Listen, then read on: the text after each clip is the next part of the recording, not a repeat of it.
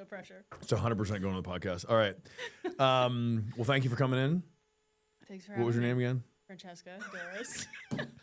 I do always say Duncan, by the way, in the back of my head, but you have an amazing it's husband. A recent change, yeah. It is a recent change. It took me a while to do it, but yeah. Well, I was super pumped to watch you at the Arnold, and I know you were super pumped because I got photos of it, and you had just an awesome meet. But I wanted to bring you in here because we only get you in Columbus, 1, maybe 2 weeks a year. Yeah. And watching you warm up, for the Arnold, and then also watching, Chelsea work with you back and forth. And the fact that, you're a national level athlete, you've been coached by Drew and Chelsea, you've been treated by me many times, and you've actually gone through the DNS strength training track. I was like, you're literally like the perfect person to sort of talk about how DNS has influenced training. So before we did the strength training track, DNS's involvement in sports was really through the rehab space. Mm-hmm. So you would come in and then you're working with, okay, we're rehabbing your shoulder or rehabbing your back a little bit. But then there was kind of like they sort of stopped, and then the athletes would be left to sort of figure out how to apply it to sports. And so you've got such a cool story, getting you to where you are now, where you've come across Project Lift and Drew and Chelsea, and you've just been interwoven with the DNS stuff. So I thought you'd be literally a perfect person to sort of talk about this. Yeah, it's been fun, especially with Chelsea and Drew. It's funny, I worked with them a couple of years before I realized you were the mastermind behind, incorporating that, incorporating DNS into sport, and they incorporated it maybe even deeper in some ways into weightlifting specifically. They deserve lots of credit for that. So they're basically patient 0 and 1. Yeah. So Drew was the first person where we just did the whole thing for 4 or 6 months, whatever it was, rehabbed it all the way up to the programming thing. And then he actually asked me a favor to do it, which of course I would do it for Chelsea. Same kind of a thing there. But then they have done amazing things. That's why I love watching. They're just great people, but I love watching Project Lift and what they're doing because they've taken it and made it their own. The intent was never, this is how you do this, and then you must follow these rules. It's, here are the principles of movement and principles of training. And then, okay, you guys are working with Olympic weightlifters. You're going to figure out your own way to do it. Oh, you're doing mostly online stuff. You'll have your own way. Oh, you're doing old school strength training. Then cool, you can do it a different way. And it's been so fun to watch them just blossom into these amazing coaches and that are full throttle, like applying these principles in the gym. I mean, yeah. And having been through the DNS strength training track, I know that there's a lot more emphasis on like applying it in those different ways, because the rehab, you can go really deep with one person at a time and hands-on and all of that. And in a gym setting, Drew and Chelsea are using it in that way all the time. And the remote coaching setting, you can't put your hands on the person all the time. And I've used it as a coach too, both in a group setting and one-on-one. And it's so valuable to have tools from the DNS strength track to apply, assessments you can do by just looking at someone instead of having you saw when I fully separated the hands out stuff. So we finally figured everything out and got all 3 courses dialed in. And one of the big changes that happened over the evolution of it was removing, using your hands often. So we use it in one test, a seated diaphragm test, and then we'll use it for tactile cueing, and that's it. Yeah. When it first started, I didn't really know what I was doing probably, but I was just basically doing what I would do if I were with you in a gym. Oh, okay, we'll do some reflex locomotion and I'll get you all set here, which isn't really applying it to strength training. It's doing rehab in the gym and calling it strength training. Yeah. And so by the time, we finally figured it out after teaching it dozens and dozens of times, we're like, look, if this is for coaches, they need to be able to use these principles one-on-one. They need to be able to use these principles in a group setting, remote. And then also they need to be able to do this if their goal is performance and their goal is for rehab. So that's why you saw in 3, we talked a lot about like the different kinds of coaches and different kinds of athletes and the settings. So that's changed a ton, but of course you're welcome to bring the stuff up, but I wanted to talk literally about your story, because your story, the arc of it, is going to be interwoven with a lot of DNS stuff from the rehab approach and having been treated with that approach before. And then of course, getting all the way up to the national level with Drew and Chelsea. So let's just start with the Arnold. That was kind of an amazing, so So you ended up getting third in the snatch. Yeah. Which is amazing. So you snatched 102, which is right at 225. Yeah. I could totally deadlift that right now if I wanted. I kept telling people that. I was telling patients that, and they're like, "Oh, is that heavy?" I was like, "Yeah." And I was like, "And she doesn't weigh 230." You know what I mean? Like, she's not a dude. Like, that was super awesome. And you tagged that lift too. Thank you. And then even the clean, because you stroked 120 kilos, which is what, 264. Yeah. I don't know that I've touched that weight before. And Chelsea just put it on for the last clean and jerk. And you've never cleaned that before? I don't think so. So this is a phenomenon only possible in Olympic weightlifting, where you literally are going up on stage. So you're standing there staring at a bar, waiting for the 30-second buzzer to go off or whatever. And you're now going to get under a bar that you've never pulled off the ground before. Like, not, at least not a clean. Yeah. Yeah. Which mentally, you could do an entire podcast about just that in Olympic weightlifting, because very few sports have that kind of precision and speed and power and explosiveness that you have to be able to express right now. One chance. Yeah. Well, maybe three chances, but no one's starting at their heaviest weight they've ever touched before. Which is another thing that you did. Another big accomplishment is that you started heavier than you've ever hit before. Yeah. I think December at American Open Finals, I did open as heavy as I did in the snatch at 96 kilos, but this was my heaviest clean and jerk. Okay. Yeah. Thank you. Better? Yeah. Yep. Oh, better. It just needs to be like 4 to 6 away. Okay. There's a joke there, but can leave that in too. Fuck it.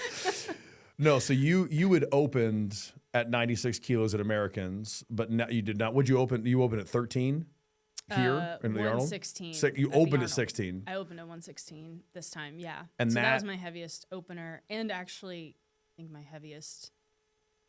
Those are your heavy. So you literally again, mentally opening, even so there's lots of different goals that you can have. So one is like, can you match what you have done in previous competitions? Mm-hmm. Then there's, well, can you match what you've done in training? Some athletes go up, some athletes go down. Turns out it doesn't really matter. It just matters what your total is. Mm-hmm. For many years, I was somebody that would always go up in competition, and that gave me great sense of pride. And then I figured out at one point that like no one really cares. It's just what's the distance. Yeah, so I would my farthest throw with the weight is in training was 65 feet. My PR was 72. Like, oh yeah, I'm amazing. But I got my ass kicked regularly by dudes that throw upper 70s and 80s in training, and then they go to the meet and they throw 79 or 80, and I still get my ass kicked. It doesn't really matter. But being able to match what you're doing in training is tough. And then opening at a lifetime comp PR is another just mentally impressive thing to be able to do. Like, how did you had, I mean, one of the things we'll talk about is like, you've had this big spike in your progress here recently. Yeah. And did you just go into that bar and you're like, I've hit this bar before, so it doesn't really matter?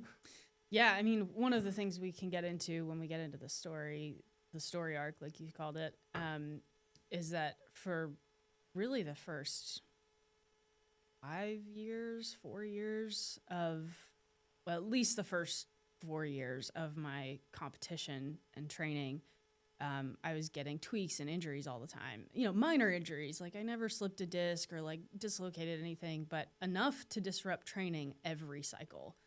And it changes your confidence when you go into a competition, because you're like, well, is it going to go?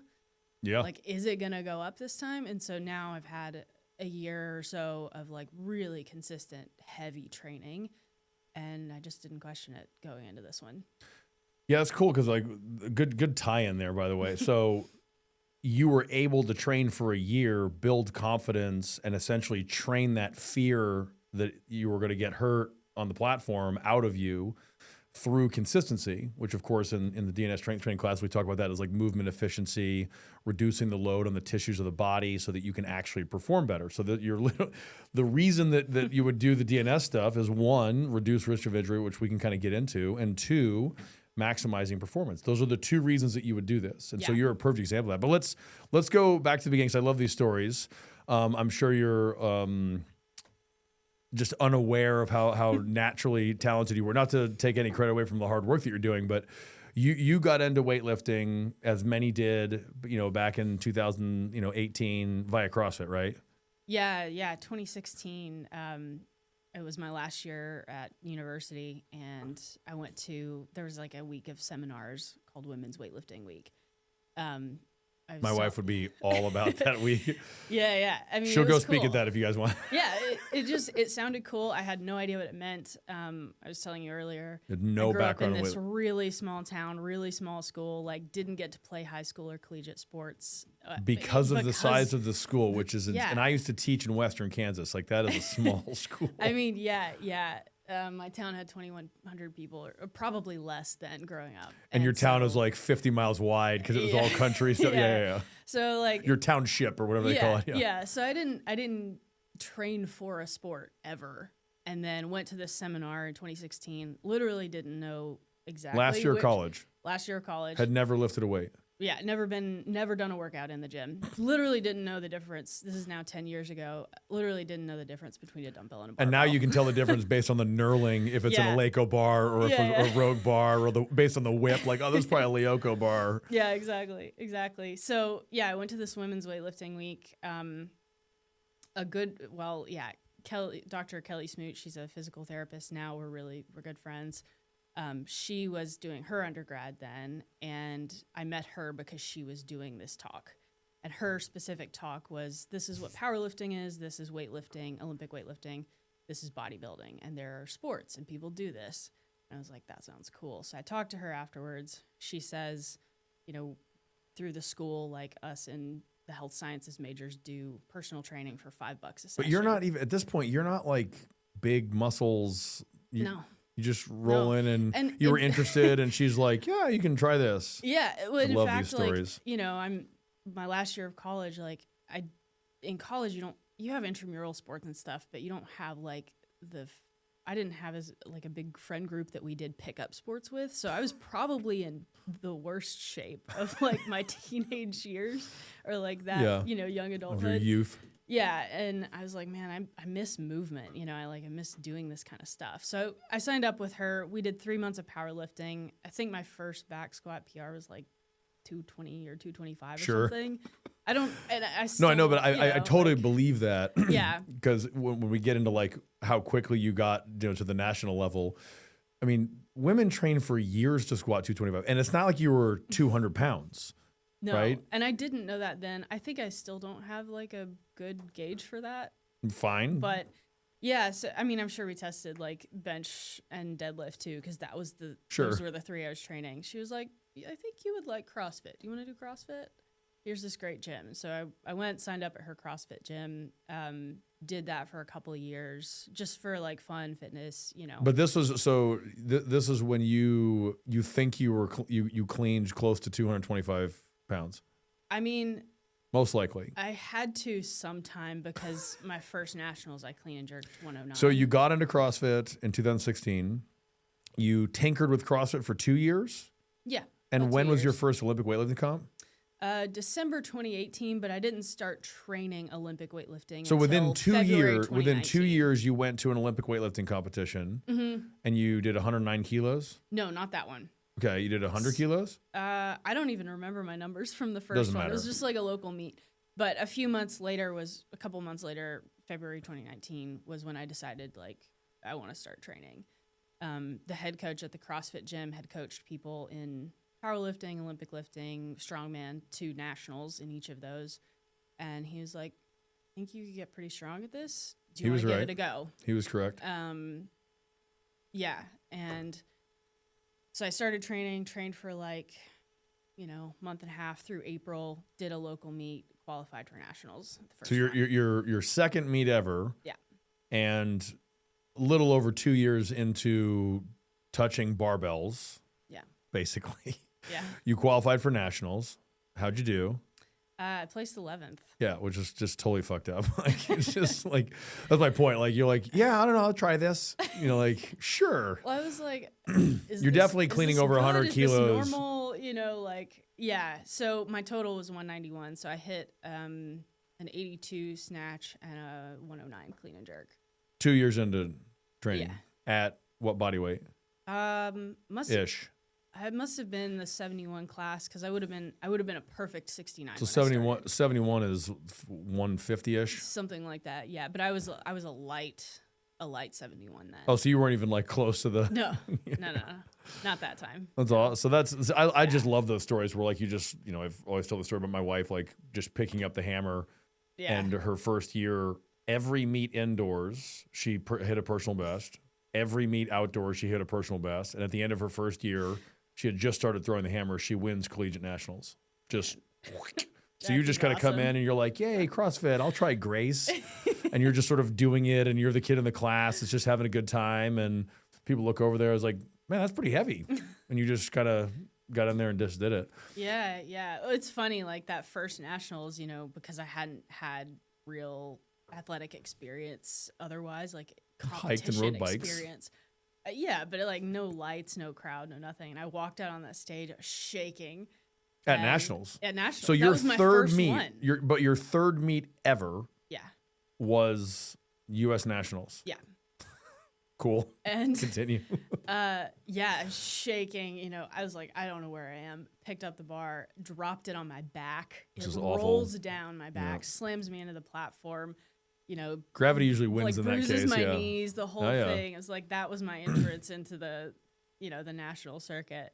But I did come back and make the next which is another, like, again, I could Yeah. just do a whole thing about the mental challenges of Olympic weightlifting, like missing the first one, having the bar throw you into the platform essentially, and then being able to come back and you got to do it again. Like you can't go, hey, can we go down, 5 kilos? It's like, nope, you can do that again. Or if you'd like to, you can go up. That's it. Those are your options. Yeah. And I mean, if after a miss like that, you don't really want to go up. So you follow yourself. So you have less rest. It's literally especially the snatch. It's literally terrifying. Yeah.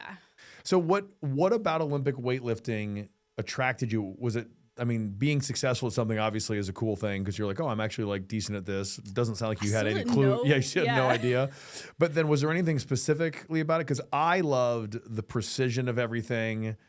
And just like you can just grind and just double click on the movement thousands of times and get better and better and better. Yes. Like I always tell people, like I'm still training to wait long enough for hit the second drive, right? You know what I mean? Like in the snatch, like no one ever waits long enough. Yeah. You'll get a couple of those here and there where the weight just kind of like pops up and you're like, what just happened? Yeah. But what was it about the sport that you just kind of like, man, this is awesome. I could do this. Yeah, at first I couldn't have articulated it. It was just fun. It was just lifting heavy. It was the most cool. fun part of CrossFit. It's like I could sit on a rower for 45 minutes, or I could put more and more weight on. It's like obviously I want to do that one. Yeah, I'll take that one. I'll take option B.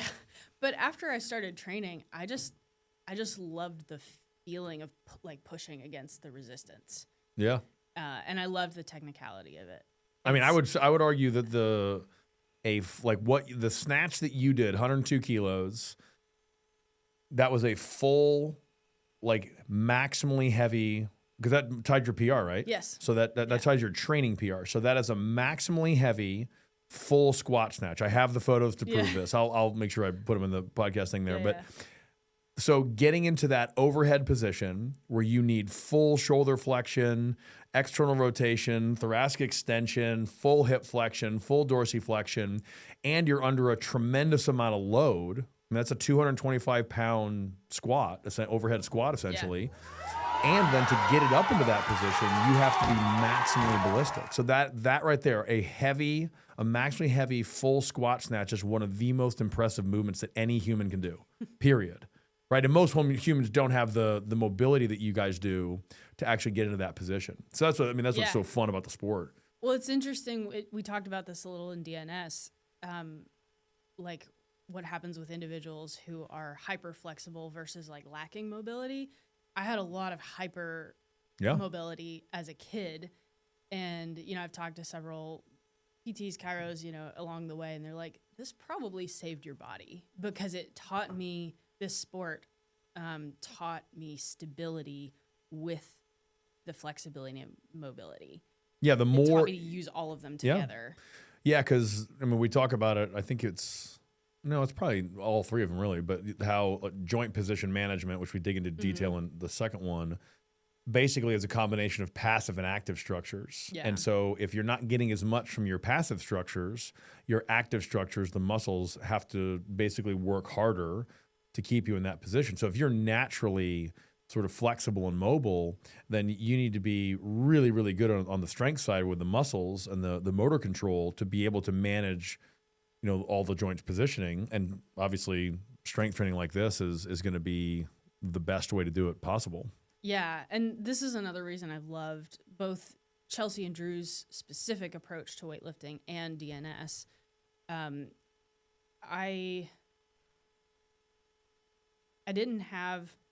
I got strong really quick, but I didn't understand. But I didn't understand stability as a principle. I didn't understand it in like the nuanced way that you actually need to train it.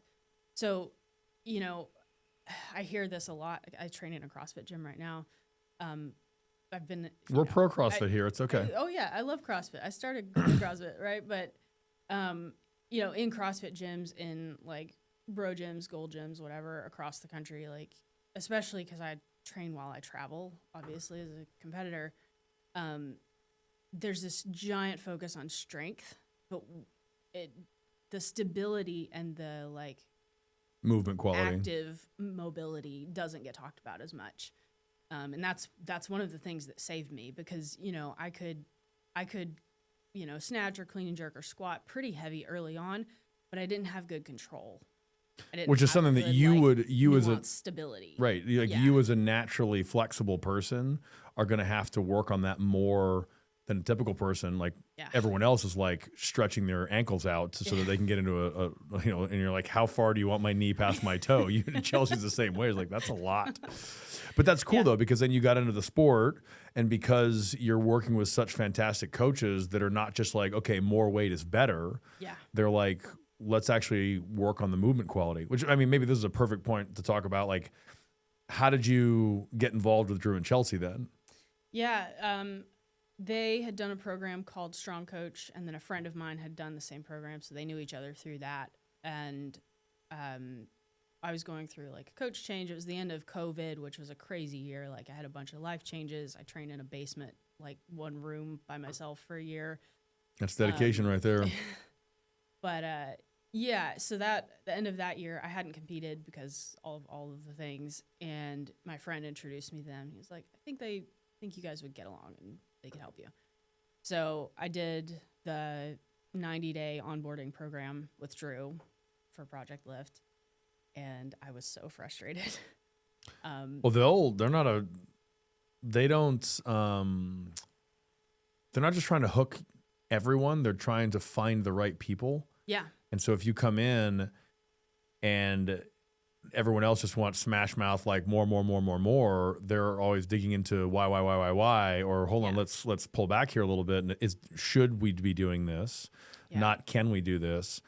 And I think for a lot of people, if they just want to kind of come in and just, smash barbells and go, that might not be a good fix for them. But if they're like, hey, I love the sport, I keep getting broken from it, or I want to get really good at this and I want to get as much out of my body as possible, well, they're perfect for that. Yeah. And in the on-ramping, which Drew does a great job of, they're trying to find the right people. They're not just trying to like trick everyone to coming in and working with them. So totally. I can see why you'd be frustrated, because you're like, hey, bro, I kind of want to like get heavier here. And they're like, no, did they just not have a barbell in your hands for a while? Or were they picky with the technique and that kind of thing? All of it. So, I mean, no, we did have a barbell, but by the way, Chelsea had the same pushbacks sure. So there was like, well, we went through kind of the same thing with the back stuff, but we'll get into that.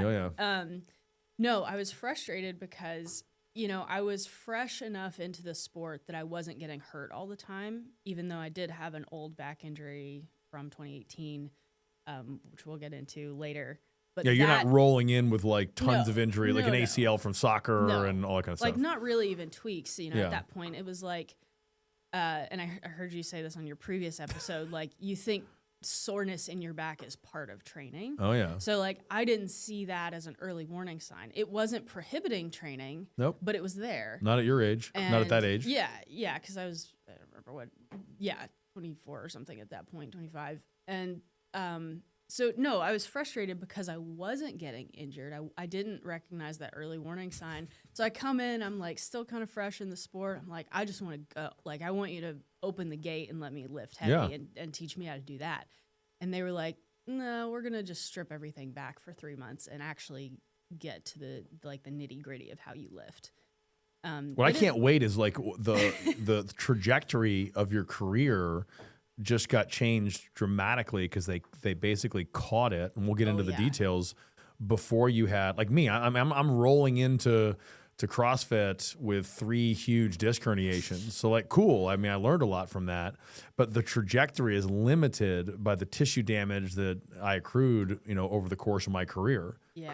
And so for you meeting them so early in your career, you can just crank the trajectory up a ton. It was so crucial. It was fun to watch. Crucial. So yeah, those first months, we can talk about how my training and programming changed later, but when I went in, started working with them, I lived and died by percentages. Which is very common in strength training world. Yeah. I didn't know what to do without percentages. And those first 3 months, January 2021 to April, I guess, we didn't do any percentages, no percentage work, almost no full lifts, like lots of positional work. Yeah, if you start doing that, you can't.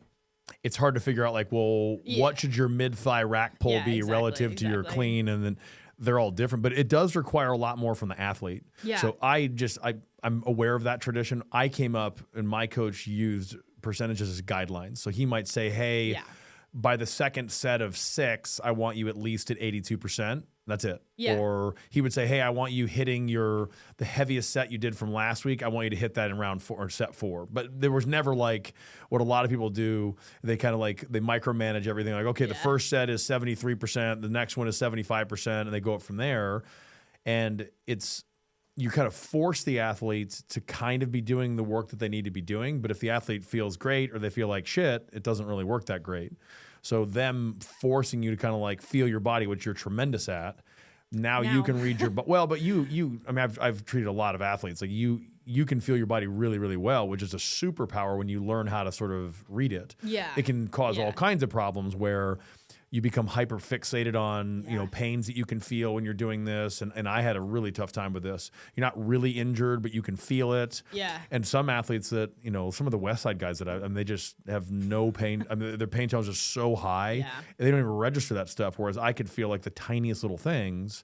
And so learning how to say, okay, I can push through this one, or I have to pull back from that one. It's tough. Yeah. Yeah. So, they stripped off the percentages completely. We didn't use them. And, I had an idea of what my numbers were. Like, if I'm here, I'm at 70% or 80%. Yep. And, by the end of, or middle of the 3 months, I was like, I don't know how I am going to tell if I'm getting stronger. I don't think I am getting stronger. I've barely touched 70%. You're probably not moving. I was going to say, you're probably not moving heavy weight. Yeah. Well, yeah. I was like, I haven't touched 70% in 3 months, and I have nationals. What am I going to do? I'm going to show up. Yeah. I'm going to show up and clean 65 kilos or something hilarious. Yeah, that's what I felt like. I was like, oh my gosh, I feel like I've lost so much progress. Well, let's pause here for 2 seconds, because that's one of the things that we hammer in the strength training classes that is not a typical message that you get in the strength training, and that is it's okay to reduce the weight and emphasize the quality of movement. Yeah. So let's just talk about that for a second. So you're an athlete, you come into this, you're sort of new, you don't even know it's DNS, you're just new to these principles as taught by Drew and Chelsea, and they're like, all right, cool, drop the weight down, screw the percentages, and we're going to do some of these other accessory stuff, and you're never really just getting in there and letting the horse out of the barn and just getting after it. Yeah. Mentally, was it frustrating? Was it scary? Was it anxiety producing? Was it just all of those things? Because every athlete that is going to maximize their performance by getting themselves to move basically the way that we've evolved, which is what we do in the strength training classes, they're going to go through this process. Because when you're 19 or you're 24, that math doesn't work. So talk about that a little bit when you're going through this and you're like, dude, I'm not, can I lift some heavy weight? When are we going to do anything for real? Yeah. And I talked to them about that too. I'm expressed your frustration. Well, yeah, I was just like, can you guys tell me what we're doing here? Yeah. Like, I don't understand how I'm supposed to get stronger. And, you can't, especially me, I'm very like experiential learner. I think it's hard to learn things without going through the experience of it. And so, they told me all of the things early on. They're like, look, we're getting your technique more efficient. They gave you the handout and you're like, I'm not buying it. I'm not buying it. We're actually making your lifts better. Yeah. And then you're going to feel good when you come out of this. And you had to trust the process. I just want some weight, I bet you they've had, I bet you 80% of athletes that are in it, like, because you cared about what your performance was. Yeah. If you're just in it to like, hey, I just like Olympic weightlifting, this is fun. Yeah. That's not so much of an issue. But if you're like, hey, I'm paying you guys to make me better at this thing, and I haven't seen anything over 60% in 2 months, like, can I have my money back? Like, yeah. Much less, like, I don't even know what percentage I'm working at most of the time. Or like, we're not doing heavy pulls. We're not doing, the typical weightlifting accessory stuff, which is still mostly barbell. Yeah, you're just on a platform doing more bilateral hinging. Yeah, cool. Exactly, which, for DNS is very, very relevant. So I was frustrated. I was a little scared, might be a strong word, but nervous about, like, I had a competition year coming up. Yeah. And, after not competing in the COVID year. I think we skipped. So you had the COVID year. Oh, so this isn't the Arnold year yet. No. So like the year before I started working with Drew and Chelsea was like, I didn't compete. COVID was happening. I was in the basement training. And so after that year, you'll understand this as a competitor, like, you have this energy that gets pent up if you don't compete. Yeah. And so I had a year of that, then start working with them, and they're like, no, we're bringing the weight down even more. And this, and this is like 6 months before the Arnold. Well, I didn't even do the Arnold that year because I was in their 90-day program from January that's right. to So then April. you trained with them. So the Arnold was the second year you were with them. Yeah. So this was like an AO or something like that. Yeah, I did, because I didn't compete in 2020. I did go to Project Lift and do like a local meet there. That was my first meet with them, which was like fun and everything. They're awesome. They're just laid back, garage doors open, like, hanging out. Exactly. But my first like meet with them was with Chelsea at under 25 nationals. This was which went okay. June or July 2021. So it was like 4 or 5 months into working with them. Oh, that quickly. It was quick. And so you went to under 25s. How'd you do? I won gold.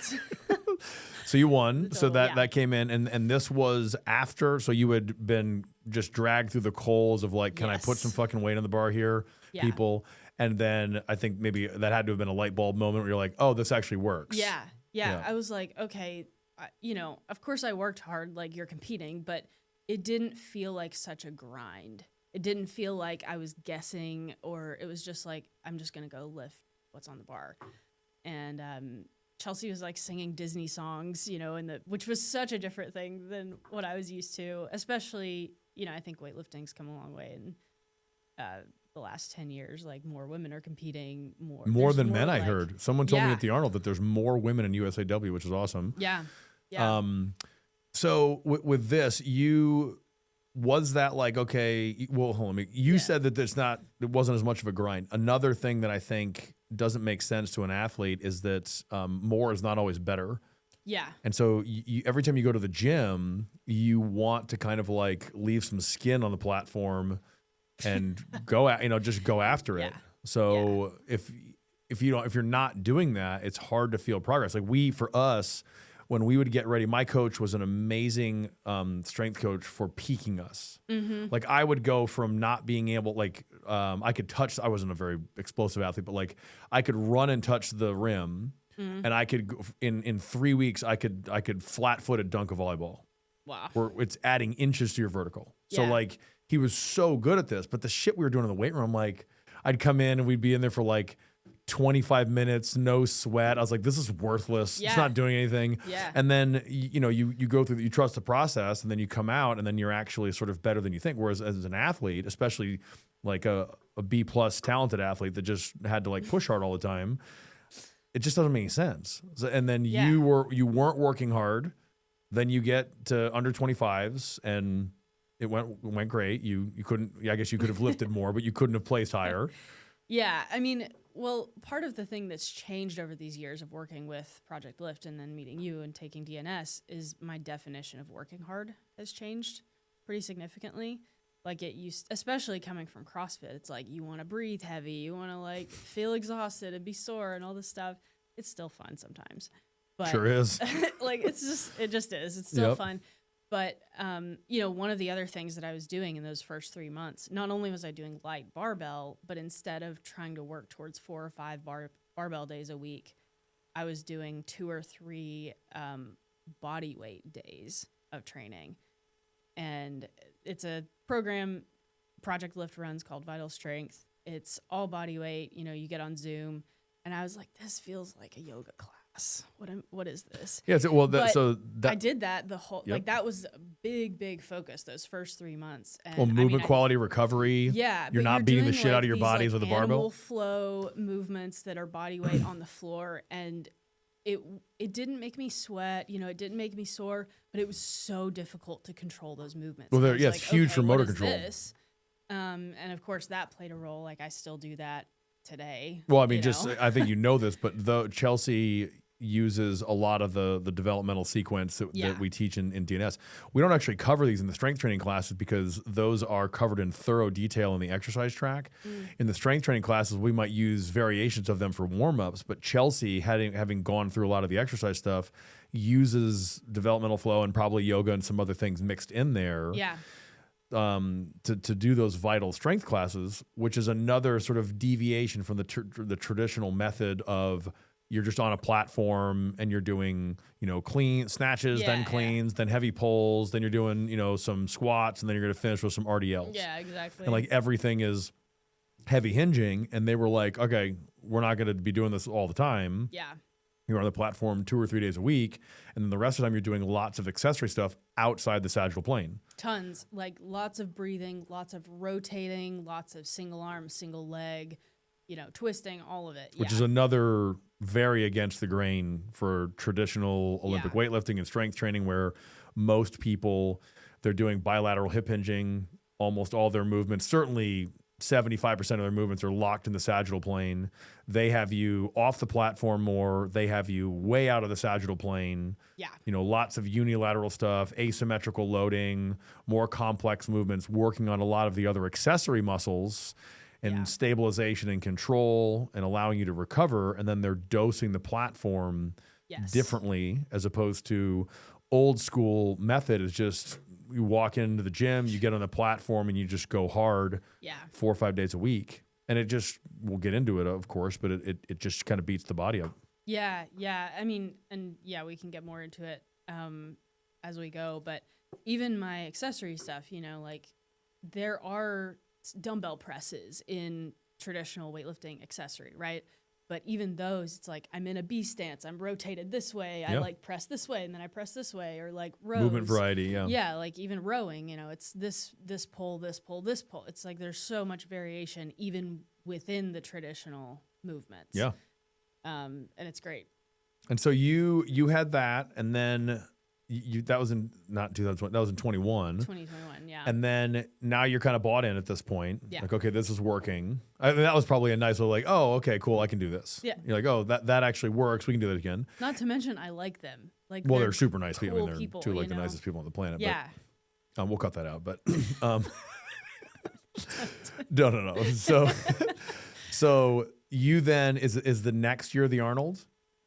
Yeah, my next, because isn't this when you started to get tweaks? You were like get some tweaks here and there going into the Arnold. Yeah, so 2022 was my first year at the Arnold, American Open Series 1 then, and 2022 was like the first full year I got to do like all the competitions, finals and nationals and everything. It was also my first year like in the full open nationals. I guess not really. I did both. I think you could sign up for both then, but yeah, and so the end of 2022 was when the old back injury started really creeping back up. And this was, I would assume, a CrossFit thing? Well, yeah. So it was like a deadlift in CrossFit, right?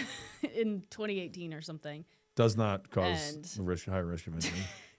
So when it originally happened, it was bad enough that I I couldn't stand up all the way. I didn't herniate a disc. I didn't do any of that stuff. I mean, maybe, I don't know. But you aggravated a disc, most I likely. did something for sure because I couldn't stand up all the way. Was it a pop? Did you feel like a pop when you were pulling it off the ground? No pop. Just like the muscles seized clamped up, down. Yeah. And so it honestly it hadn't bothered me that much through the first few years of competing. Because you're made of rubber and magic at that point. But so, but yeah, end of 2022. It's like the back thing would come up like once a year, twice a year. It wouldn't be that Mine was bad. December 1990. Yeah, what would so have been 96? It would have been 96. Yeah. So like, I know what you're going to say. They just keep getting. It just wasn't as bad as it was that first time. Sure. So I was like, nah, I'm getting better. Like I'm working on my glutes, whatever. But did it feel just like, oh, I just tweaked my back? You don't think that you're re-aggravating the same injury. It's just like, oh, my back got a little bit sore, or Yeah, I thought like everybody had a back part thing of that part comes of up training. Sometimes, yeah. Yes. And so, end of 2022, I'm just in a training cycle, right? Like I don't think I did finals that year. Because this thing went from like however often per year to like every 4 to 6 weeks. And it was just happening all the time and getting more frequent and more severe. So there's a lot of ways to define injuries. Research likes to define it as like, did you go to the doctor? Did you get a procedure? Which is silly. So if that's the case, then I never was injured my entire career. Yeah. You can also over define it as sort of like pain or something like that. Mm-hmm. And in which case I was injured every day that I was training. But the one that I had is movement or training altering pain. Yes. So you basically what that means is like you come in and you're like, okay, I can do this, but it hurts and I can't do it correctly, or I'm just going to cut that exercise out and alter the training. Yeah. And so it started as once a year, and then it just kept getting more and more frequent to the point where you're like, this is now cutting into your mesocycles and your macrocycles. Like, okay, I can't even get through a full training cycle without my back tweaking on me, which again, we talk about in the strength training classes, like moving more efficiently allows you to train more consistently without modification, without rest, without having to sit out. Yep. And so for you were going down that path of, I'm pushing it and I just keep getting more and more tweaks. And you're like, okay, this is cool, but I can never get up to sort of takeoff speed, meaning like you can never accelerate, because then you're like, you're accelerating and then your back tweaks. And then you sit out for a week, or you have to modify your training, or like you keep training, but you can't squat heavy, or you have to do something different. Is that kind of what was going on? Yeah, exactly. And it's like, okay, I know I can hit heavier numbers than what I've hit in however many months. I just can't do it because of this pain that keeps coming up. Like I can't hit it consistently as a training volume or whatever. And so that was the end of 2022 when it was like getting really frequent and really bad. And then I went for, the whole training cycle, I guess in February 2023, leading up to that Arnold. Which is early March. Yeah. So I actually went through that training cycle fine. And I was like, until cool, this is great. And then I got an invite to compete on the Rogue stage that year. Which, for those of you that don't know, like the Arnold is this gigantic fitness convention of just meathead circus. Basically, It's amazing. But the Rogue stage is in the main hall. You're probably 5 feet up off the air, and there's easily 3 or 4, maybe 5,000 people watching. Tons. Yeah. There was like, when I was on the Rogue stage, there was a strongman guy right in front of me lifting a barrel over his head or something. Yeah. It was like the craziest competition environment I'd seen. It's pretty amazing. So I got my invite for that. I sent it to Chelsea and I was like, what is this? I don't know. She was classic like, Francesca. Accept right away. So I did. So then Rogue stage is always on Friday, week of the Arnold. Monday, the week of any meet, we go in and I hit openers, right? So work up to my snatch first attempt, call it, move on to clean and jerk, work up to that. Which is that's standard, basically peaking process. Yeah. You come in, you do like a nice little warm up, you hit your openers. Hopefully you hit them fine. They feel great. Doesn't always go that way. And then you basically are doing just keep the body moving, recover for the meet. Chill for the week. Standard practice. So we go in, I hit all my snatch openers perfect, like feels super good. Go to pick up my first warm up weight. It's the warm up weight. Yeah, it was like the first plates I threw on the bar for clean and jerk. You at 50 kilos? You don't start at 40 kilos. Maybe Come on. like 65. Yeah, of course, like normal like people. That. So yeah, had the first warm up weight on, barely come off the ground, back just clamps up. I fall to the floor. Luckily, Chelsea was on Zoom. She was like coaching me through the opener session. She's like, oh, I can't put my hands on you to help anything. So she's coaching me through like breathing. She knows. And some like Mackenzie press ups and stuff. Took me like 30 minutes to be able to like stand up and just walk around. The back was seized up enough that like even like rolling and getting off the ground was it was painful. It was painful. She knows. Roll around. Yeah, she does. You and her both know. Yeah. Well, she always laughs because I was at like, I can't remember if it was a birthday party or something like that, and I got a call and I was like, I'll come over. And I like left dinner and drove over. I was like, I can't leave this bitch on the ground just like laying there. Yeah, I mean, like my friends were cleaning up the weights and I was like, okay, I'm just gonna chill here for a little bit. Where we are. Well, if we again pause here for a second.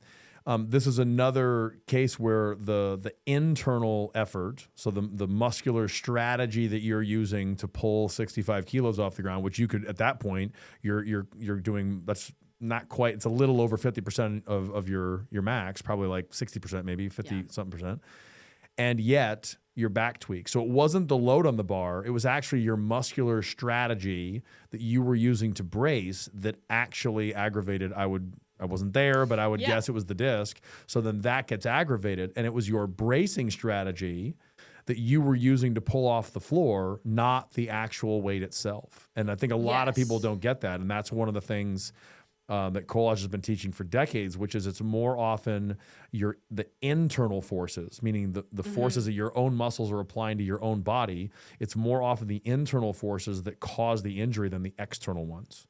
Yeah, and this is a really important thing to bring up here because at that time, it made everything more scary because it didn't make sense to me. I just worked. Yeah, it wasn't 105 kilos. Yeah. Yeah, and the snatches I just hit like were way heavier than my first clean and jerk weight. Yeah. So it just made no sense to me then. But now looking back and understanding all of this, it's like, oh, I actually warmed my back up in the snatches to get aggravated with this warm up weight. It's kind of terrifying because it's like there's a lot of fear that goes into it. Like, fuck, is my back going to go out on 50 kilos? Like, I don't know. Yeah, and not understanding like that internal forces concept. It's like it could happen. Could it happen at 35 kilos? Could it happen at 100 kilos? I don't know. I don't know what's going to happen today. And, so. And that was Monday of the Arnold, where you get to go on the main stage at the biggest competition at this point. That's a bigger stage than USA's. Yeah, yeah. It feels bigger to me than USA's. It's busier. There's more louder. People. Oh yeah, much crazier. I mean, that again, we'll not go down the rabbit hole. Like psychologically, that's tough. Yeah, on a psychological, mental note, as an athlete, you'll appreciate this side of it. But I went home. I had someone drive me home, I think. And I was just laying there with a heating pad for like the next 2 days. And then knowing that in 5 days you have to go on a stage with thousands of people. Yeah. And I was just laying there staring at the ceiling. And I was like, what am I going to do? And I actually wrote out what the rest of the week would look like as though it were a story, like in the way that I wanted it to play out. Cool. And that was all I had at that point. I didn't have any confidence in my body anymore. And that was like me grasping at straws, and it did make a difference. But basically, it did. Wednesday, I flew into Columbus. I think you were out of town that day, and I think it's our Kraft, Yeah, I saw Dr. Ben Kraft. I think I saw him Wednesday and Thursday. I remember Chelsea texting us and saying, like, we've got an athlete coming to compete at the Arnold, and we always bend over backwards for them to get him in. Yeah. So anyways. Yeah, and you guys did. I think you guys saw me. I think he saw me Wednesday and Thursday. I couldn't. Yeah, we went into Project Lift. You basically lifted no weights that week, probably. None after that opener day. Thursday, which is the night before, we go into the Project Lift gym just to like touch a barbell and see how things are feeling, and I could barely pick up the barbell. This is Thursday. Thursday night, yeah. Rogue stage is 12 p.m. on Friday, the next day. Yeah. And I'm like, okay, well, I'm feeling better, but it's still there. It's terrifying. It's still there. And if someone's never actually done, like, attempting a max weight is so much more intense as a trained Olympic weightlifter or power lifter than CrossFit. Like CrossFitters, I mean, I love CrossFit, but like they just don't get it. Like they're not only, you are so much better, even only being 3 or 4 years into your sport. Your whole sport is about, expressing power and speed and strength with one rep, with one effort. Yeah. And so the idea, they're like, yeah, it feels better, but going after the weight that you have to hit relative to your total strength levels at that moment is so much more intense than a normal person can understand. And Thursday before, so the day before, so within roughly 24 hours, you weren't picking 60 kilos up off the ground. No, I don't even think we put like 15 kilo plates on the bar. We just did some very light stuff, maybe powers. I didn't even do a full squat that night. I couldn't do it because, we'll talk about sport specific extension, but you do have to have that a little bit when you go into a full Olympic weightlifting squat. Yeah, I mean, so the next morning we're like, okay, let's see what happens. And we go to the expo center. You guys, CCRC we were had running a booth, luckily. No, we were running at that point, I think, because AO came in, because I used to run the medical teams for Olympic weightlifting and for CrossFit. Okay. And then when AO came in, they have their own standards and stuff like that. And so we were just at CrossFit. And this year, wasn't the practice facility in the convention hall? Yeah, it was across the convention center. Right next to it. Yeah. If you've been to the Arnold, it's a 45-minute walk. It's a 45-minute walk. No. It literally is a 45-minute walk. Room, but without anybody in there, it's like a 2-minute walk, but with 10 billion people running through there. Yeah. No, because I remember that, because then we were on the other side. You were like way, way, way on the south end. We were on the north end. Opposite corner. Yeah. And then we just kind of ran over there. But anyways. Yeah. So, Chelsea brings me over to the tent with you guys. This is the first time I ever met you. Mm-hmm. And you're like, come over here, get on the table. So I get on the table. You like did some stuff and had me like, arch my back and breathe really hard and stuff that I'd never done before. Maybe it did a little bit with Ben Craft. And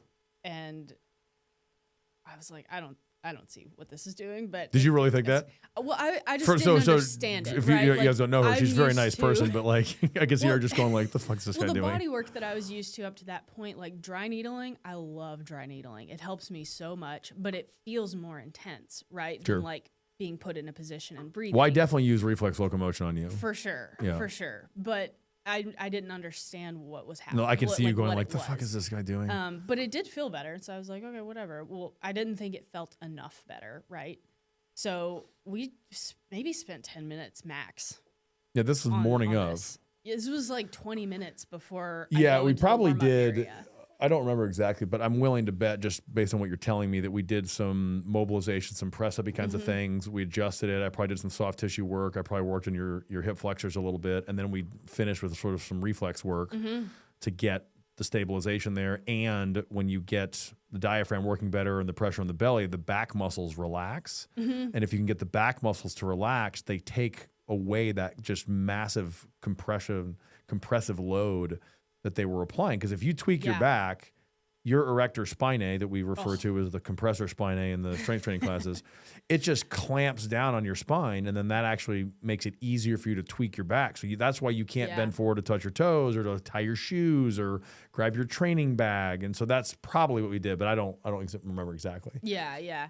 The main one I remember is being in like is it first position that's like low quadruped kind of? Oh. And you arch the back. We're rounding your back. No, other way. No, flexing the back. So rounding the back. Right. Yeah, just want to make sure. So basically, it's kind of like a child's pose position. Yeah.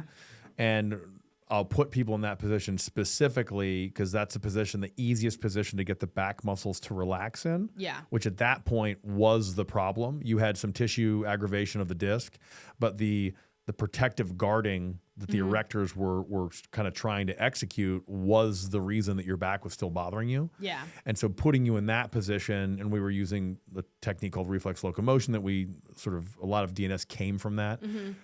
That allows us to get pressure on the belly to stabilize the spine. And then most importantly, 20 minutes before you're going to warm up, the erectors can kind of calm down. Yeah. And so that's how we can get the movement better. Yeah. So, maybe 5 10 Definitely minutes. Doesn't feel like you're doing lots of stuff. It's not like intense. You're just sort of breathing and you might feel the back relaxing, but it's not like aggressive soft tissue work with a tool or dry needling or an adjustment. It's not flashy. But it works. Yeah. Yeah. And what's cool is that this point, I didn't know any DNS. Like Drew, Chelsea and Drew were using it in my programming, but I didn't know what it was. So I didn't know like the principles behind it or anything like that. So you worked on me, maybe 10 minutes max. I go across the convention center. Good luck. Yeah, exactly. Bye. See ya.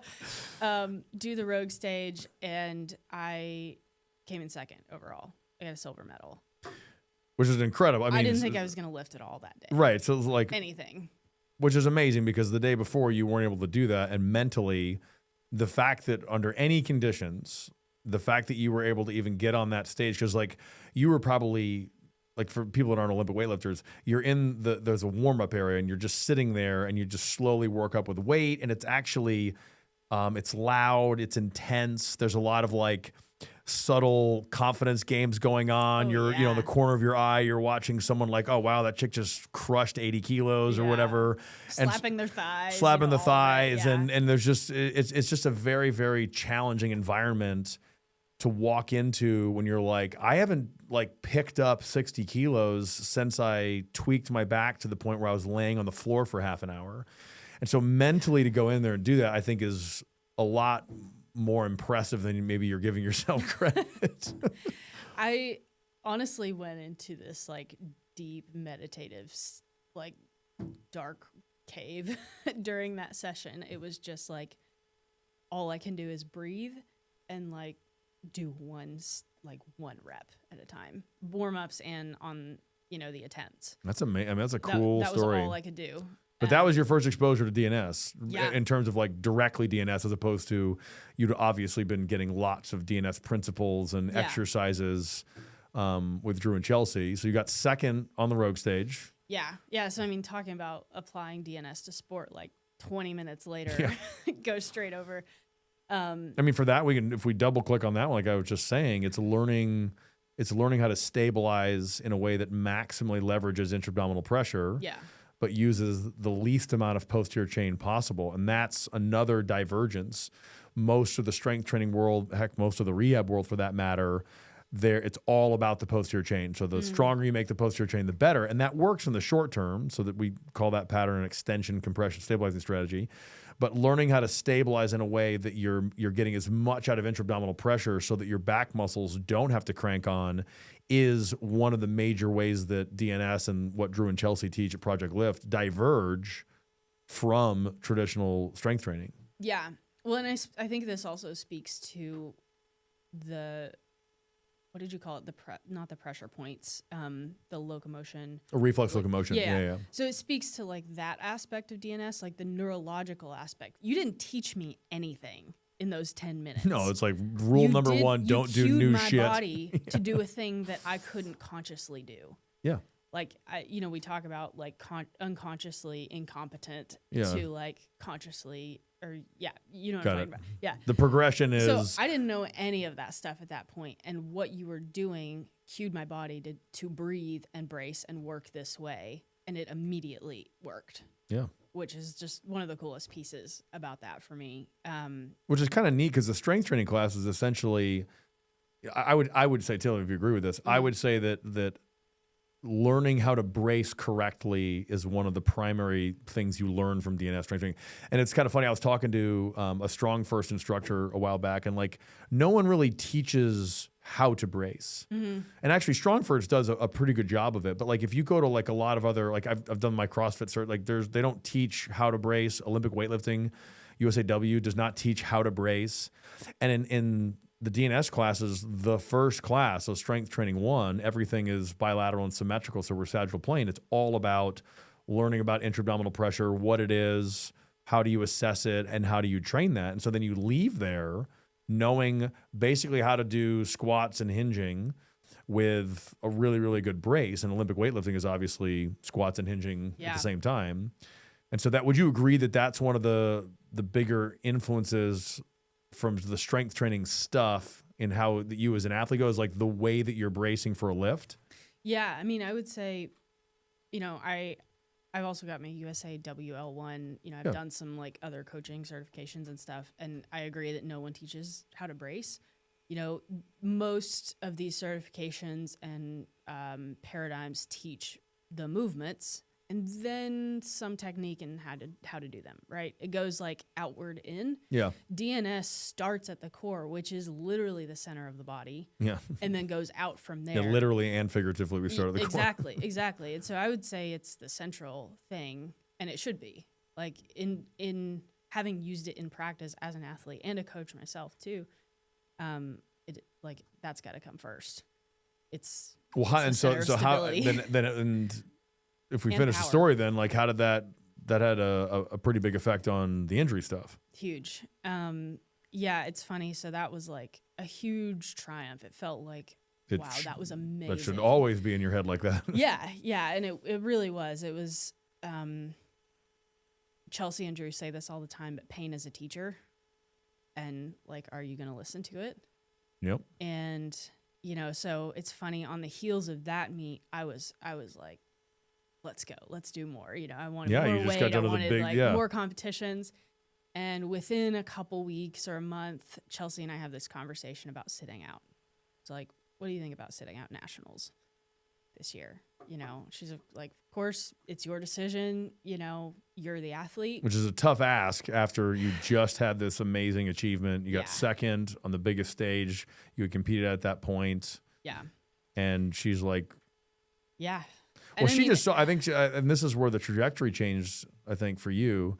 She just kind of saw the writing on the wall. Chelsea has gone through the frequent back stuff. I mean, we can put a link to the podcast I did with them about the evolution of strength training, DNS strength training. But she basically, you know, just always had back tweaks. And for the first probably 5 years that I knew her, it was just come in, I would treat her once or 3 times or whatever. The moment I got her back to where she could warm up and lift again, it was a see you when I see ya.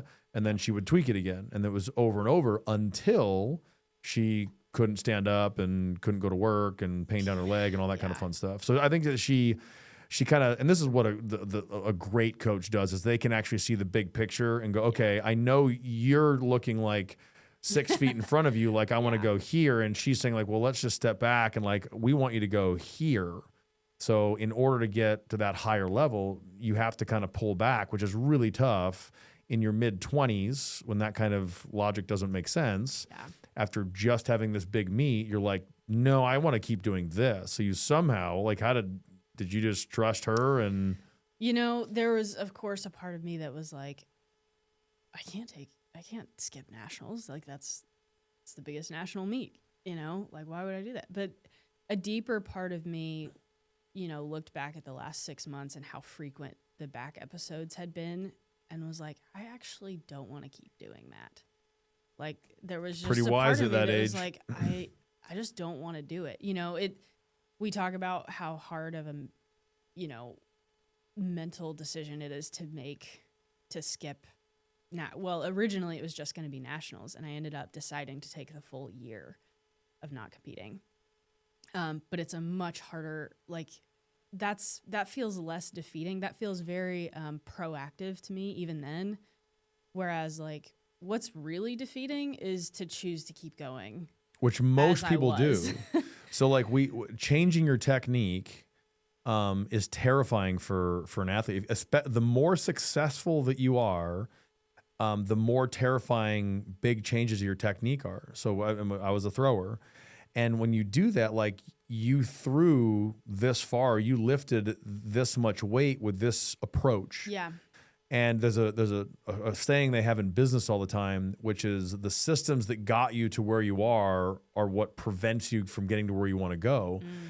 And that is so hard. It's such a hard pill to swallow where you come in and you're like, okay, I've been doing this and I got to the rogue stage. I got second at rogue. I've got to nationals. And then she's like, no, pump the brakes here. We need to step back and change course. And you're like, change course? What are you talking about? We need to just keep going. But what would have happened is you would have just kept getting more and more injured. And it's very likely that you would not have competed this weekend at the Arnold, because you just would have kept tweaking your back over and over and over again. And let's just assume that you don't get a really, really bad injury. You just go like, I just can't do this shit anymore. Like it's just getting old. Like I train, I get, 6 weeks, maybe 2 months of training, and then I tweak my back, and you just keep doing it. And you might have just sort of got out of it. But now by you stepping back, trusting the process, working on movement quality, working on motor control, working on your bracing strategy, tweaking your technique, you've now gotten to the point where you can handle training. Because if you had a back tweak, like a keep you on the ground one since then? No. Not once since then. Less of those is better. It took time. It took a lot of time and a lot of reps. And there's a ton of nuance to it, which people don't think. They just think, oh yeah, pressure on the belly. It's like, no. That's why, like in the second strength training class, we go into all the hybrid strategies. Yeah. And there's so much nuance there. Yeah. It really just is learning how to, maximally leverage intra-abdominal pressure while using minimal spinal extensors. That's it. That's all you're trying to do. Yeah. But there's so much nuance in there that you have to go through as an athlete, working on not just your Olympic weightlifting technique, but your actual bracing strategy for the lifts. Yeah. Well, and I looked ahead at those two paths, and I was like, well, I probably won't even compete at nationals anyway this year because of how frequent this thing is, this like thing with my back. So like, why not? Yep. Just at least there's a good chance they're going to blow my back out anyways. It's like I could keep going, get a permanent injury, or at the very least just miss nationals because this keeps happening. Or I could skip nationals and take it 1 meet at a time and see. Which is just remarkably wise for someone in their mid-20s. It just seemed like the only option. If I wanted to keep going and doing the thing that I loved, that was it. So now, okay, so then you've gone through, there's just a super cool story, but you've gone through now, how much different does your body feel with the training that you're doing than it was in your first couple years where it was just like smash mouth, go, go, go, go, go? Like, tell us about like the differences in the way the body feels.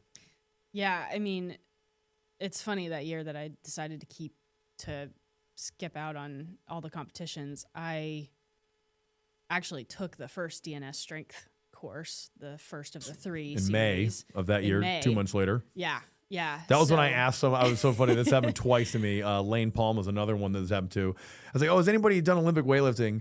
And you just raised your hand. Yeah. Okay, cool, great. And then you and I are working out at lunch. This is when I was training for Super Sinister. Yeah. And no, Sinister. So I'm training for Sinister, and I like glance over, and you've got like 185 pounds on the bar. And I was like, God damn, that's pretty heavy. And then I asked, I was like, she any good? She's like, yeah, she won. I was like, oh, cool, all right, yeah, pretty good. And you just raised your hand like, I forgot we didn't know each other that well. No, and you like just raised your hand like, yeah, I've done Olympic weightlifting before. I was like, yeah, cool. So anyways, you basically 2 months later, you came in and you're just sort of training there with Chels. Yeah. So I mean, after I decided not to compete, I was like, okay, Chelsea, Drew, what are we doing? Like, if I'm not doing what I've been doing, what am I doing instead? Because I remember them talking about it. Yeah. And so they're like, well, okay, you asked, here it is. And you can ask them. I think they said this on their episode with you, but I want to know the why behind everything. I want to know what's going on under the hood all the time. That's exactly what the strength training classes do. Yeah. And did those classes scratch that itch for you? Oh yeah. Well, so what I was gonna say, I had this year off of competition. I was still lifting and training, but it was very different. It was much lighter, like a whole reset, like all over again. And because I couldn't like go deep into practicing that and doing all the nuanced technical stuff there, it just like switched over to DNS for that whole year. And I learned so much in that first course, but then was that May. So it took me at least 6 or 8 more months to even like feel what a brace was supposed to feel like. And that's doing it like I'm doing basic DNS stuff almost every single day for for months. Yeah. And then I'm also doing. I mean, you're also applying it to one of the hardest sports. Yeah, there's that. In Olympic weightlifting, lifting heavy weight. When we talk about functional capacity, you're moving fast, you're lifting weight, and then of course, the greater the range of motion, and the more complex the movement, the harder it is to functionally centrate, aka maintain good motor control and movement quality. So Olympic weightlifting is checking almost every box except for duration. Like you're just not doing something for a long period of time. So that's why I think the sport that you do is so amazing. So let's kind of finish with maybe what are some of the big differences between you know, again, like how your body feels now versus before. And then maybe I'd love to dig into like some of the programming differences that you have. And then of course, some technique, because applying the principles of DNS to strength training is a whole lot more complex than just putting someone in like a 3-month position doing bench press. Like we don't even show that stuff that much anymore in the classes because there's so many other ways that you can sort of express these principles in training. So let's start with the body. Like how does the body feel now versus it did before? I mean, night and day difference. You know, before, also coming out of CrossFit, like I said, it is fun to like breathe heavy, sweat, like be sore, all of those things. And so that early on in those early years, first couple of years, that was how I approached weightlifting. Like you can only sweat so much if you're doing like singles every 3 minutes or something, but you can definitely get sore. Well, feeling like you're working hard feels good. Yeah. And I didn't know the difference between the right ways and the wrong ways. And,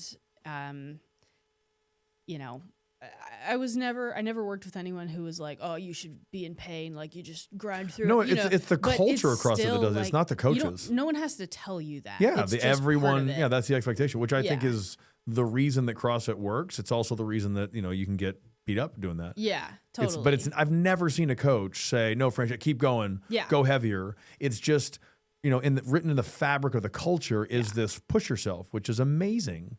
Yeah. Yeah. You know. And so, you know, I definitely brought that mentality into weightlifting, and looking back, you know, traveling wrecked my body, like sitting on a plane, driving a car, like any of that stuff, not just my back, but like different pillows, different bed, like everything in life. When you're pushing yourself that hard, you can detect, you can sense that stuff. Oh yeah. Yeah.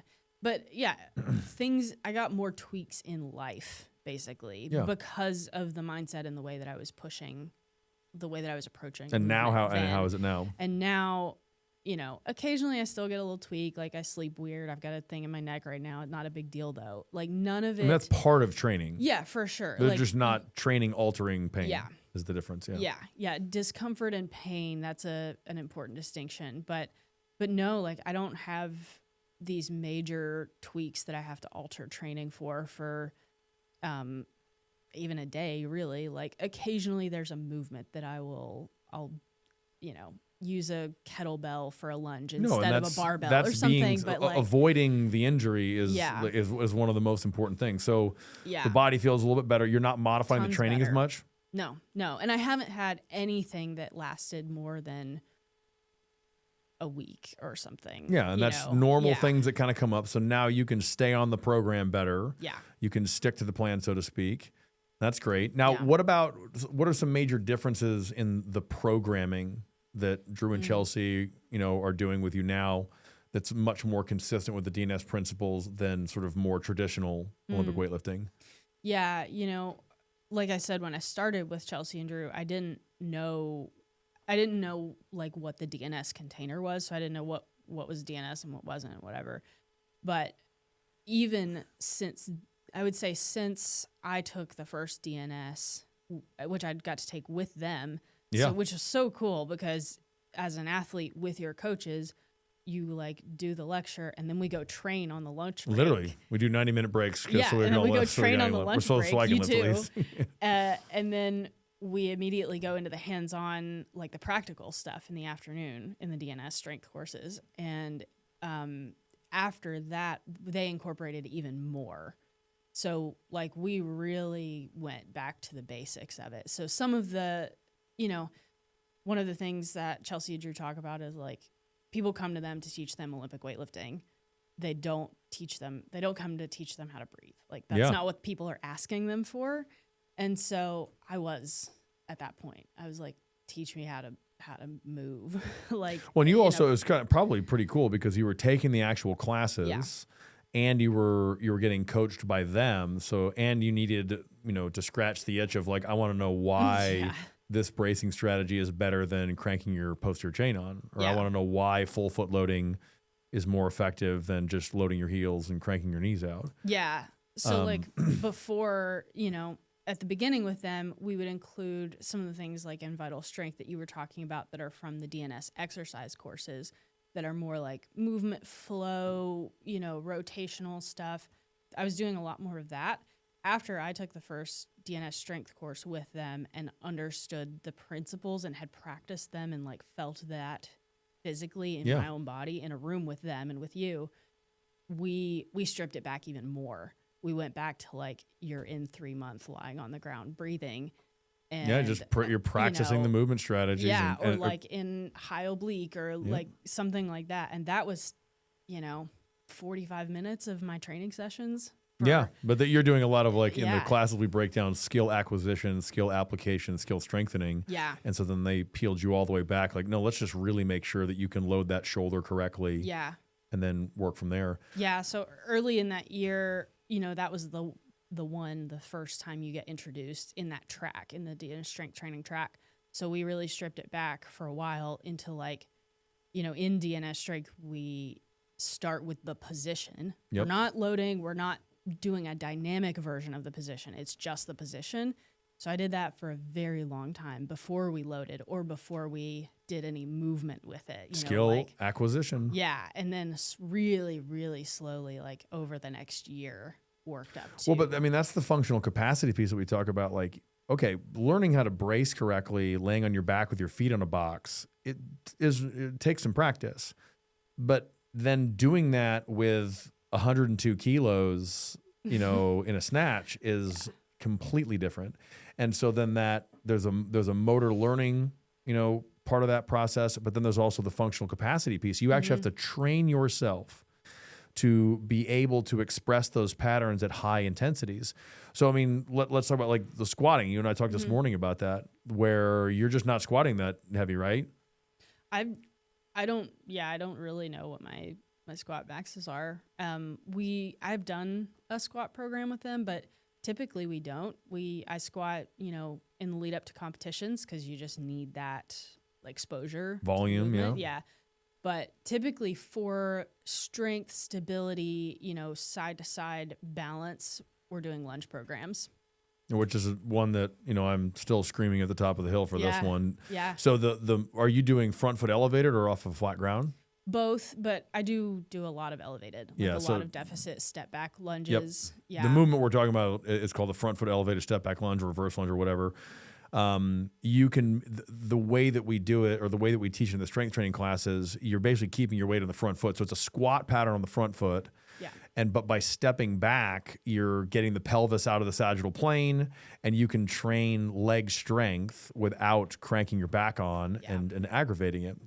And what's wacky is then you feel stronger doing that than you do squatting, but it takes a little bit of practice. Especially since you do Olympic weightlifting, you need to be able to express and generate force in full hip flexion because when you catch a squat, 120 kilos, then you need to be strong in that position. So we have to expose you to that position. So for you need to be doing it with the front foot elevated so that you can get into a full depth hip flexion position to learn how to drive out of the hole. Yeah. But that's one of the biggest things. So breaking away from the back squatting, which most of the time, you front squat on one day of the week, you back squat on the other days of the week. Yeah. You just got done doing, 25 squat snatches and 25 squat cleans. So let's just squat more. It's like, it'd be like the equivalent of like, all right, we're doing bench, then we're gonna do incline bench, then we're gonna do dumbbell bench. It's like, why don't we change it up? So the lunge is another huge one. And it's your legs feel stronger and your back does not feel as beat up. Yeah, not at all. I don't know that my back's ever felt beat up from a lunge program. But your legs can get strong. Oh yeah. And it also highlights things that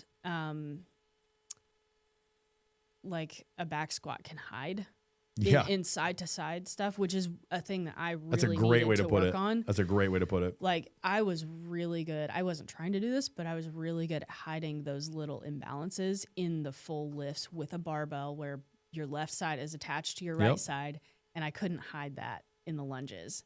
Yeah, you can use tricks when it's remember the squat. If you remember how we break it down, that's a bilateral constrained, symmetrical movement, and there's a lot of tricks that you can do in there. You can hide, like you can roll your feet to the outside and push your knees down there. So there might be some actual foot instability that you can hide by cranking your knees out. But if you put yourself in a lunge and you crank your knee out, you fall over. Yeah. And so that's a great way to put it, where you're able to sort of, it exposes things that you can hide in a normal barbell squat. Yeah. And I mean, working with Chelsea and Drew mostly remotely, that makes it even harder if you're only doing, if you hide those things well and you're only doing the bilateral constrained movements, like it's hard to see. It's hard to see over video. A lot of the other stuff varied too. Like typically with Olympic lifting, you do a lot of like snatch balances and things that are still bilateral constrained for the overhead. And instead of that, like I do those things, but we would do like band bell with offset loading.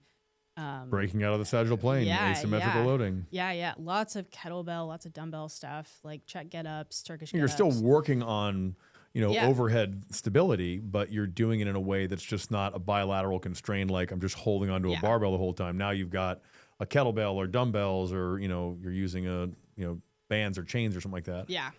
That's great. So let's finish. I know you got to get out of here, but let's finish with maybe a couple ways that you think the DNS strength training stuff, whether it was from Drew and Chelsea's approach or the classes themselves, have actually influenced your technique in Olympic weightlifting.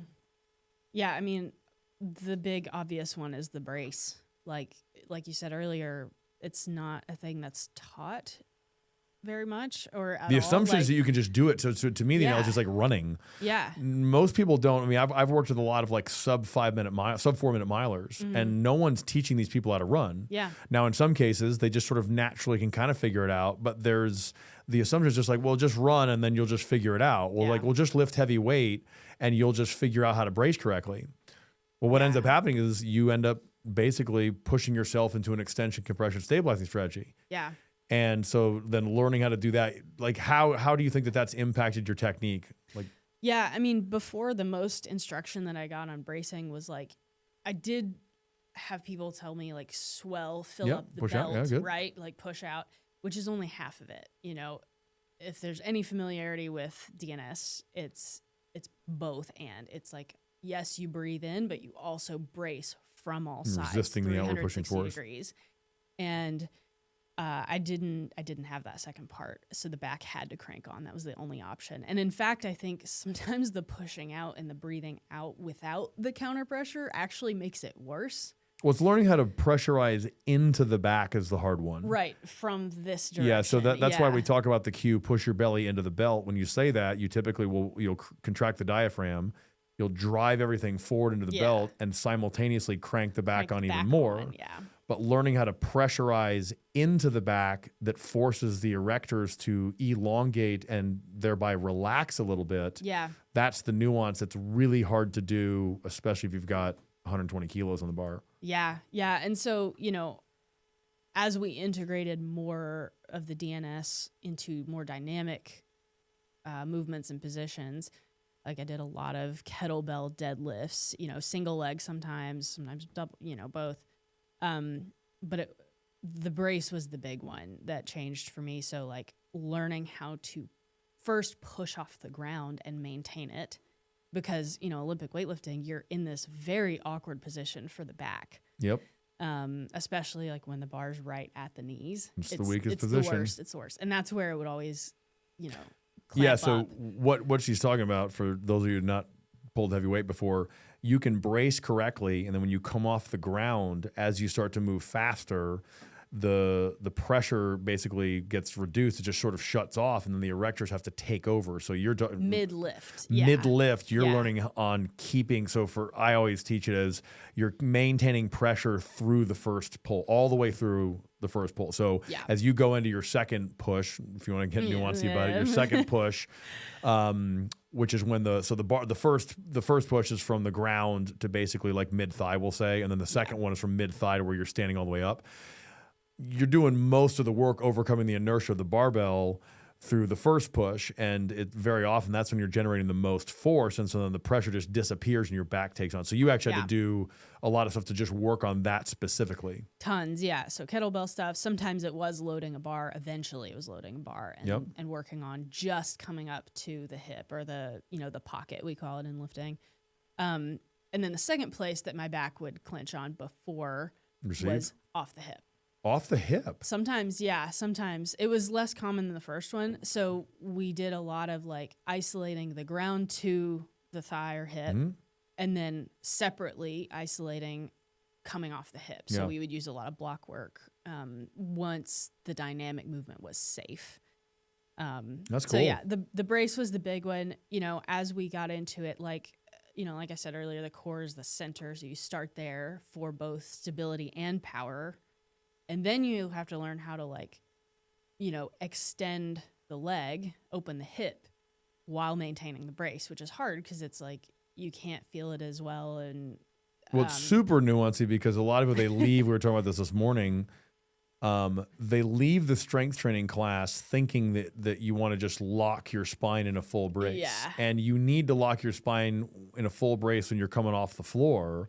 But when you get to the top of the drive phase, you need to be able to extend back and get your chest up and actually arch your back. So the extension, compression, stabilizing strategy, if it's just cranked on and you can't shut it off, is a bad thing. But you need to be able to get into an arched, extended position because the barbell, you need it to come back a few inches so that when you catch it, just like you did with your 120 kilos at the Arnold, you sort of catch it, drop back down, and you stroked it. Yeah. And that was because you're able to modulate the pressure in the belly and allow some spinal extension but still maintain enough stiffness to move the barbell. Yeah. So toggling, we talk about this in DNS Strength as well. That's turning it on and off quickly. Yeah. Yep. So that was one of the final phases, was like adding kettlebell cleans or kettlebell snatches into the warm up. Yeah, like a toggle would be you're holding a brace, a max brace, like full stiffness from the floor to what gets into the pocket, like she was saying, mid thigh. Then as you accelerate, you actually have to let the brace off a little bit because you need to arch. And then once you're done and you're in full extension, now you have to shut the brace off completely. So there's your toggling part. And then you drop under the bar, and then you have to re-engage the brace like very, very quickly to receive, you know, in this case, 264 pounds and then pop back up. So it's being able to turn the brace on and off. And there's very also, quickly. So you're basically in Olympic weightlifting. You're doing a max brace coming off the floor. Yeah. You're modulating the brace as you go through the movement. You're toggling the brace as you go from the top to the receive position, and then you're modulating it sort of again as you come back up. So you're doing a lot of the major executions of stabilization in the Olympic weightlifting moves, which is super cool. Yeah.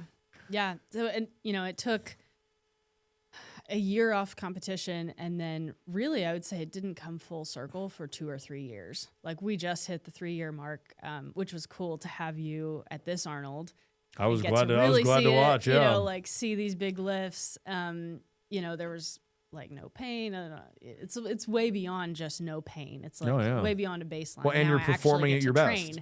And hit max lifts on stage. Which is kind of the goal. So I mean, I'm not confused at all. The goal, an athlete's goal, is to perform at their top level, and early on in your career, you'll do that at all costs. As you keep going through your career, which you've done this beautifully well, you realize that you actually have to kind of play the long game a little bit and protect the body so that you can achieve maximum physical expression in something like Olympic weightlifting. So. This has been super awesome having you on here. I've got some patients I need to run over to that I'll definitely not get to, but I apologize to them in advance.